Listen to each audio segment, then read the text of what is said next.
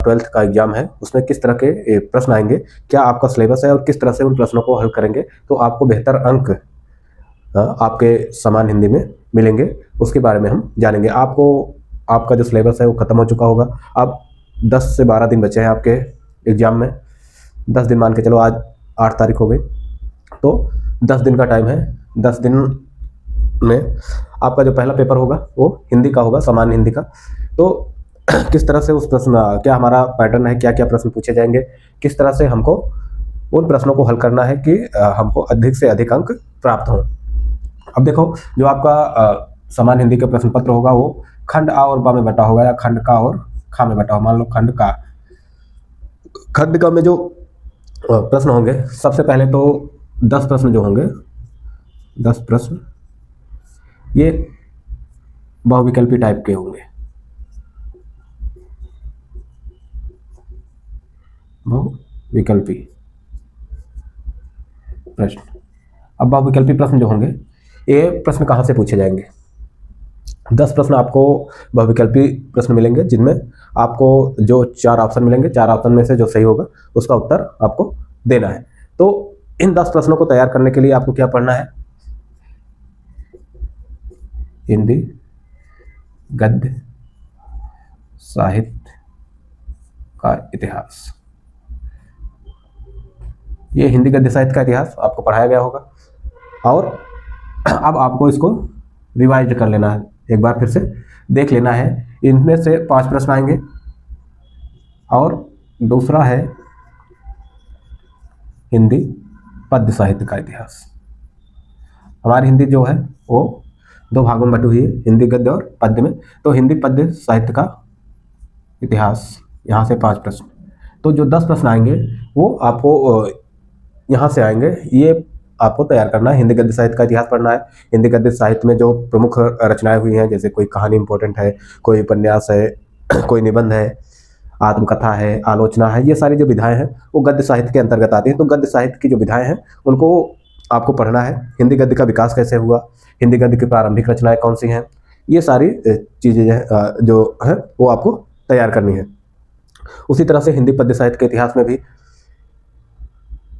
हिंदी पद्य की प्रथम रचना कौन सी है, या हिंदी की प्रथम रचना कौन सी है, किस तरह से हमारा जो पद्य साहित्य है, जो काव्य है, उसका विकास किस तरह से हुआ, और उस पद्य में यानी काव्य में कौन सी प्रमुख रचनाएं हैं, उनको आपको ध्यान रखना है। उनसे ही आपके ये 10 प्रश्न जो हैं वो आएंगे। अब एक तो ये क्लियर हो गया कि आपका जो विकल्प वाले प्रश्न आएंगे, जो आपके शुरू के 10 नंबर होंगे, जो ऑब्जेक्टिव टाइप के होंगे, बहुविकल्पी प्रश्न होंगे, वो कहाँ से आएंगे। तो आपके किताब में शुरुआत में हिंदी गद्य साहित्य का इतिहास और हिंदी पद्य साहित्य का इतिहास दिया हुआ है, वहाँ से आप इसकी तैयारी कर लेंगे। अगर इसको आप अच्छे से तैयार कर लेंगे तो आपके 10 प्रश्न सही हो जाएंगे। 10 में से मान लो 10 नहीं सही होंगे तो 7-8 तो आपको वहाँ से मिल जाएंगे। आप ज़्यादा समय है नहीं, तो इनको एक बार अच्छे से देख लीजिए। 10 दिन का टाइम है आपके पास। अब दूसरा प्रश्न जो है आएगा गद्यांश और पद्यांश। गद्यांश और पद्यांश ये 20 नंबर का होगा। ठीक, कितने नंबर का? 20 नंबर का। एक गद्यांश रहेगा, एक पद्यांश रहेगा। गद्यांश दिया रहेगा आपका जो गद्य वाला पार्ट है, गद्य का जो पार्ट है, जैसे मान लो आपका राष्ट्र का स्वरूप हो गया, अशोक के फूल हो गए, इन पाठों से, गद्य के जो पाठ हैं उनमें से कोई भी पैराग्राफ, कोई भी गद्यांश आपको आपके पेपर में दिया जाएगा। नीचे प्रश्न रहेंगे, उन प्रश्नों को आपको हल करना है। जैसे मान लो आपका राष्ट्र के स्वरूप से कोई पाठ, कोई गद्यांश दिया गया आपके पेपर में, फिर नीचे 5 प्रश्न रहेंगे, प्रत्येक प्रश्न के 2 अंक निर्धारित रहेंगे, यानी एक गद्यांश जो है उसके 5 प्रश्न आपको हल करने हैं। वो एक अथवा ऑप्शन भी रहेगा, गद्यांश 2 रहेंगे, करना एक है आपको। या तो जो गद्यांश दिया गया है उसको कर लीजिए, या जो अथवा दिया गया है गद्यांश में ही उसको कर लीजिए। दोनों में से एक ही करना है, दोनों नहीं करना है। बहुत सारे बच्चे क्या करते हैं, दोनों लिख देते हैं। तो दोनों लिखने के बाद भी आपको नंबर 1 पे ही मिलेगा, क्योंकि इसके 10 अंक निर्धारित हैं। 10 से ज़्यादा कोई एग्जामिनर देगा नहीं। तो ये गलती नहीं करनी है कि जो गद्यांश है कि हम अथवा भी करने लगे। अगर आपको एक ही करना चाहे अथवा कर लो, जो चाहे पहले जो फर्स्ट पे है उसको कर लो। उसी तरह से एक पद्यांश पूछा जाएगा, पद्यांश में भी आपको वही करना है। पद्यांश में भी 2 रहेंगे, एक अथवा करके रहेगा, एक पद्यांश रहेगा। तो पद्यांश का जो पहला है अगर उसको कर रहे हैं तो अथवा आपको नहीं करना है, अगर अथवा कर रहे हैं तो जो फर्स्ट पे दिया गया है उसको नहीं करना है, दोनों में से एक ही करना है। और कोशिश करिए कि सारे प्रश्नों के उत्तर आप समय से दे पाएँ, थोड़ा अपने समय का भी ध्यान रखते हुए इन प्रश्नों को हल करना है, क्योंकि जो हिंदी है, हिंदी का प्रश्न पत्र जो है बड़ा होता है, ज़्यादा लिखना होता है, तो टाइम मैनेजमेंट आपको करके चलना पड़ेगा। तो गद्यांश और पद्यांश आप अगर कर लेंगे तो आपके 20 प्रश्न ठीक हो 20 नंबर के जो 20 अंक जो हैं वो आपको मिल जाएंगे। उसके बाद 10 अंक आप मान लो जीवन परिचय की, जीवन परिचय। अब देखो जीवन परिचय जो है 10 अंक आता तो 5 अंक का है, लेकिन 2 पार्ट होते हैं, एक गद्य से करना है आपको, एक पद्य से करना है, तो यानी 5 5 10 अंक। जीवन परिचय आपको जो अच्छे से याद हो, मान लो 4 आ गए, 4 में से आपको 3 याद है, लेकिन 3 में भी देखना है कि कौन सा हम अच्छे से लिख सकते हैं, किस जीवन परिचय को हम बेहतर ढंग से लिख सकते हैं, ताकि एग्जामिनर हमको 5 में से 5 नंबर दे।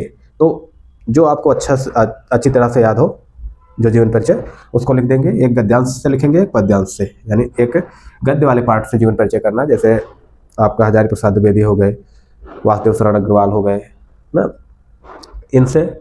उसके बाद एक पद्य से, पद्य में जो है पद्य से जो गद्यांश जैसे जयशंकर प्रसाद दिया गया, महादेवी वर्मा दिया गया है, भारतेंद्र हरिश्चंद्र तो नहीं है आपके में, सामान्य हिंदी है, तो सुमित्रा नंदन पंत हो गए या रामधारी सिंह दिनकर हो गए, इनमें से किसी एक का जीवन परिचय, यानी एक गद्य का एक पद्य का जो पाठ है उसके जो लेखक हैं, उसके जो रचयिता हैं, उनका जीवन परिचय पूछा जाएगा। जीवन परिचय में कभी कभी साहित्यिक परिचय और कृतियाँ,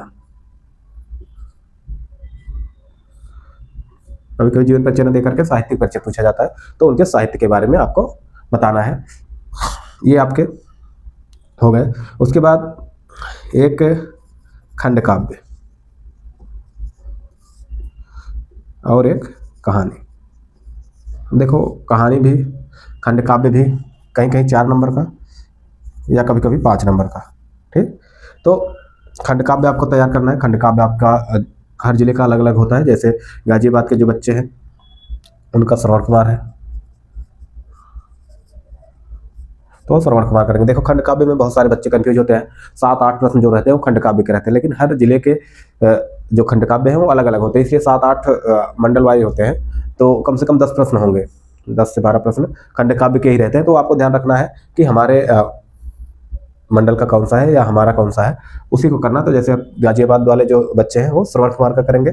कहानी जो है, कहानी भी कहानी से भी प्रश्न आएंगे, जैसे आपकी बहादुर कहानी हो गई, पंचलाइट हो गई, कर्मनाशा की हार हो गई, लाठी हो गई। तो इन कहानियों में से किसी कहानी का सारांश या कथानक पूछ लिया जाएगा, कथा वस्तु पूछ ली जाएगी, या किसी पात्र का चरित्र चित्रण पूछ लिया जाएगा, तो ये भी याद रखना है, ठीक। ये 5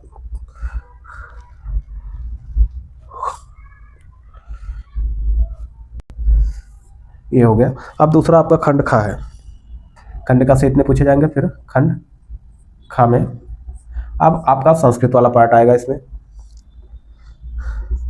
संस्कृत के गद्यांश और पद्यांश,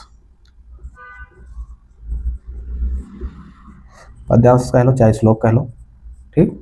अब देखो संस्कृत के एक गद्यांश दिया जाएगा और उसका हिंदी अनुवाद करना है ना, जो गद्य के रूप में लिखा रहेगा उसको गद्यांश, जो श्लोक या कविता के रूप में लिखा रहता है उसको पद्यांश या श्लोक बोला जाता है। तो ध्यान रखना, गद्यांश दिया रहेगा तो संदर्भ लिखना है, फिर उसका हिंदी अनुवाद करना, व्याख्या नहीं करनी। बहुत सारे बच्चे क्या करते हैं, गलती से लिख देते हैं कि व्याख्या, आपको लिखना है हिंदी अनुवाद, क्योंकि हम संस्कृत को हिंदी में बदल रहे हैं, हिंदी भाषा में अनुवाद कर रहे हैं। तो यहाँ लिखेंगे, जब गद्यांश दिया रहेगा तो पहले हेडिंग डालेंगे संदर्भ। संदर्भ में देखो संस्कृत में संदर्भ में सिर्फ पाठ का नाम लिखना है। प्रस्तुत गद्यांश हमारे पाठ पुस्तक हिंदी के संस्कृत खंड के, मान लो वाराणसी पाठ का नाम है तो वाराणसी नामक पाठ से लिया गया है, इस तरह से। उसी तरह से श्लोक है, श्लोक में भी वही करेंगे। उसके बाद हिंदी अनुवाद डाल के हेडिंग जो है इसको लिखेंगे, उसी तरह से श्लोक में भी करना है, ठीक। अब उसके बाद जो है आपका व्याकरण आ जाएगा। व्याकरण में लोकोक्तियां हैं,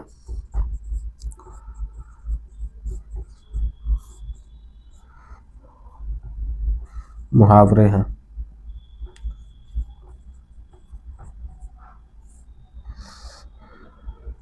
अनेकार्थी शब्द है।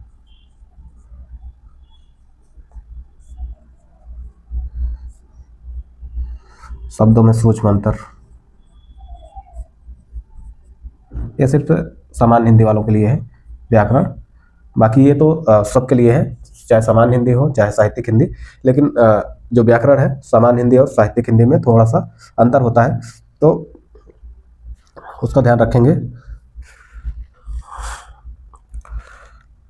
हाँ, अनेक शब्दों के लिए एक शब्द,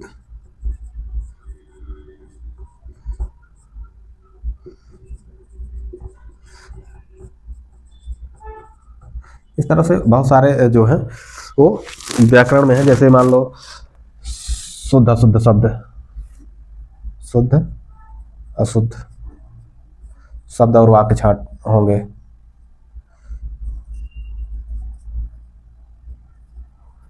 ठीक, उसके बाद निबंध, निबंध आपका 9 नंबर का होगा। एक आएगा प्रार्थना पत्र,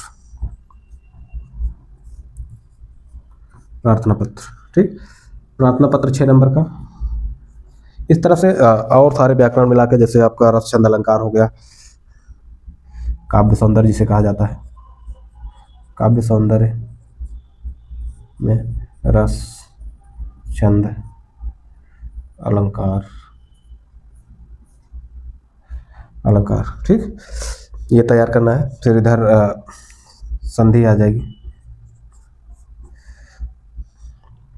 तो इस तरह से जो आपका सिलेबस है वो ध्यान में रखते हुए आपको प्रश्नों को हल करना है। और 3 घंटे के अंदर, अभी से अभी टाइम है, आप एक बार पुराना प्रश्न पत्र ले लीजिए या आंसर ले लीजिए, या आपने जो मॉडल पेपर लिए हुए हैं उनके पीछे कोई प्रश्न पत्र दिया गया है, मॉडल पेपर दिया गया है, तो उसको अभी टाइम है 2-3 दिन आप प्रैक्टिस करिए, उसको हल करने की कोशिश करिए समय के अंदर, और देखिए कि आप कितना बेहतर लिख पा रहे हैं। तो आप बोर्ड एग्जाम में बेहतर कर पाएंगे, अच्छा लिख पाएंगे। तो आज बस इतना ही। अब हम अगले वीडियो में आपको बताएंगे कि कैसे हम कॉपी को किस तरह से कॉपी में हम किस तरह से प्रश्न पत्र जो प्रश्न हैं उनको किस तरह से हल करें कि हमको बेहतर अंक बोर्ड के एग्जाम में प्राप्त हों।